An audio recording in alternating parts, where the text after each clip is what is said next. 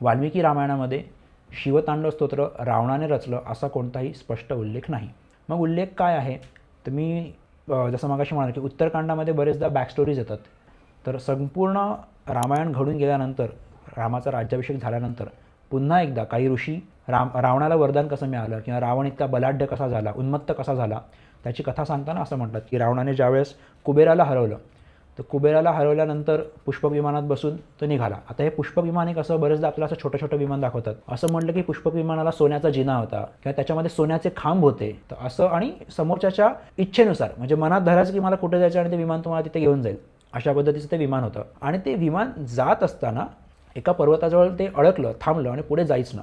तर असं का बरं पुढे जात नाही आहे असा विचार करताना मग तिथे प्रत्यक्ष नंदी आला की नंदी आल्यानंतर नंदीने सांगितलं की इथे साक्षात कार्तिकेयाचा जन्म झाला, इथे भगवान शंकराचा शिवाचा वास आहे आणि म्हणून रावणा तुझं जे पुष्पक विमान आहे ते तू चोरलंस कुबेराकडून, ते काही पुढे जात नाही आहे. असं म्हटल्यानंतर रावण आणि नंदी यांच्यात हमरीतुमरी झाली. रावणाला राग आला आणि तो नंदीचं जे रूप होतं त्या रूपावरती हसला. तो हसल्याबरोबर नंदी असं म्हणाला, एक काळ असा येईल की माझ्यासारखी दिसणारीच माणसं, माझ्यासारखंच दिसणारं सैन्य तुझ्या नाशाला कारणीभूत ठरेल. तर हे त्या अर्थाने येतं. आणि त्याच वेळेला रावण तरीसुद्धा अजूनही त्या उन्मत्त अवस्थेमध्ये आहे आणि तो म्हणतो की तुला असं वाटतं का की माझं विमान पुढे जात नाही म्हणून मी ते अडकून बसेन, मी इथला पूर्ण पर्वतच घेऊन जाईन, तितकं माझ्या भुजांमध्ये बळ आहे. आणि त्याने ते पर्वत शिखर हलवायला सुरुवात केली. ते भगवान शंकरांना कळलं आणि ते कळल्याबरोबर त्यांनी त्यांच्या पायाने ते दाबून रावणाचे दोन्ही हात त्या शिखराखाली अडकले आणि रावण अडकून राहिला. आता अडकून राहिल्यानंतर सुरुवातीला रावण विवळला, दयेसाठी याचना करायला लागला. तेव्हा त्याला अनेकांनी सांगितलं की भगवान शंकर दयाळू सुद्धा आहेत, तू क्षमा माग, त्यांची स्तुती कर, त्यांची पूजा कर,